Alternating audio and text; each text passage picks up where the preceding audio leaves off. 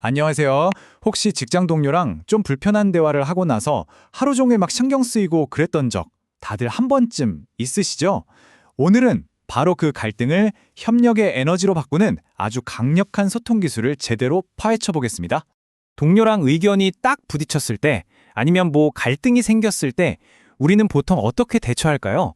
아마 많은 분들이 이 질문에 글쎄 하고 잠시 망설이실 거예요. 사실 저도 그럴 때가 정말 많거든요. 왜 이렇게 업무 처리가 늦나요? 이런 말 되게 익숙하지 않으세요? 진짜 이렇게 무심코 툭 던진 판단이 섞인 말 한마디가 갈등의 불씨를 확 지피는 경우가 정말 많아요.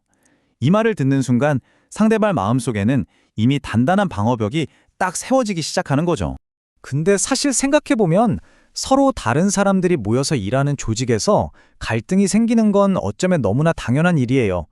진짜 문제는 갈등 그 자체가 아닙니다. 중요한 건 그 갈등에 우리가 어떻게 반응하고 소통하느냐. 바로 그 지점에서 결과가 완전히 180도 달라진다는 거죠. 왜냐하면요, 비난이 담긴 말은 문제 해결에 정말 1도 도움이 안 되거든요. 상대방은 문제의 본질을 보려고 하기보다는 일단 자기를 방어하는 데 모든 에너지를 쏟게 되고요. 결국 협력으로 가는 문은 쾅 닫혀버리고 마는 겁니다. 그렇다면 이 갈등의 에너지를, 이 부정적인 에너지를 협력의 에너지로 바꿀 방법은 없을까요? 있습니다. 바로 여기에 그 해답이 있어요. 비폭력 대화, 우리가 NBC라고 부르는 겁니다. 비폭력 대화라는 건요, 한마디로 상대를 존중하면서도 내 생각과 내가 뭘 원하는지를 아주 명확하게 전달하는 소통법이에요. 상대를 공격하는 게 아니라 서로 연결되는 걸 목표로 하는 거죠. 이 방법의 핵심 원리는 딱 하나예요. 바로 판단을 싹 걷어내는 겁니다. 저 사람은 왜 저래? 이렇게 내 멋대로 평가하고 해석하는 대신에 지금 객관적으로 어떤 일이 일어나고 있고, 그래서 나는 어떤 기분이 들고, 그래서 내가 진짜로 원하는 건 뭐지? 딱 이 세 가지에만 집중하는 거예요.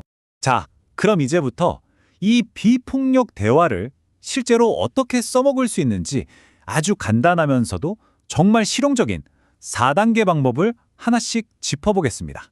기억하세요. 관찰, 느낌, 욕구, 부탁. 딱 이 네 단어만 기억하시면 돼요. 있는 그대로 보고 솔직하게 내 기분을 말하고 내가 뭘 원하는지 알고, 그리고 마지막으로 정중하게 말하는 거죠. 어때요? 아주 간단하죠? 첫 번째 단계는 관찰입니다. 이건 뭐냐면요, 마치 카메라 렌즈가 된 것처럼 어떤 주관적인 해석이나 평가도 싹 빼고 객관적인 사실만 이야기하는 거예요. 예를 들면 당신은 너무 게을러요. 이게 아니라 보고서가 지난 3일 동안 제출되지 않았네요. 이렇게 팩트만 말하는 거죠. 두 번째는 느낌입니다. 그렇게 관찰된 사실 때문에 내가 어떤 감정을 느끼는지 솔직하게 표현하는 단계예요. 여기서 진짜 중요한 건 너 때문에 내가 화가 나잖아.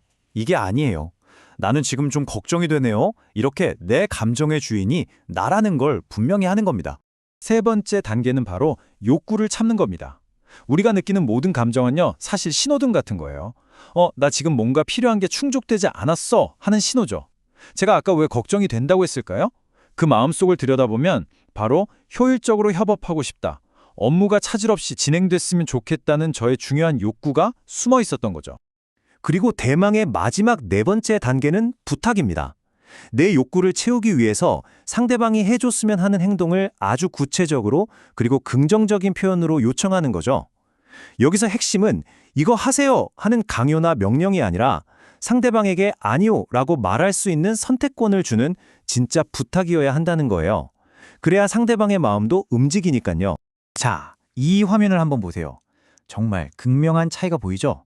왼쪽은 왜 이렇게 업무 처리가 늦어요? 라는 그냥 비난이에요. 듣기만 해도 기분 나쁘죠?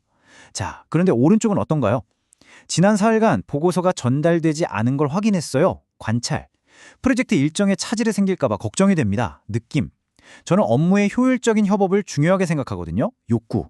혹시 오늘 오후 3시까지 초안을 공유해 주실 수 있을까요? 부탁. 어떤 대화가 훨씬 더 긍정적인 결과를 가져올지는 말 안 해도 아시겠죠? 바로 이게 갈등을 협력으로 바꾸는 비폭력 대화의 힘입니다. 자, 그럼 이런 소통 방식이 개인을 넘어서 조직 전체에는 어떤 긍정적인 변화를 가져올까요? 그 효과는 우리가 생각하는 것보다 훨씬 큽니다.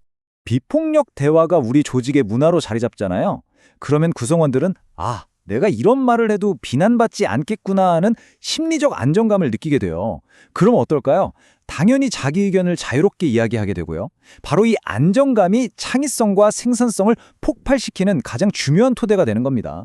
서로 존중하고 동기부여도 팍팍 되고요. 결국 비폭력 대화는요, 단순히 말 잘하는 기술, 문제를 해결하는 스킬이 아니에요.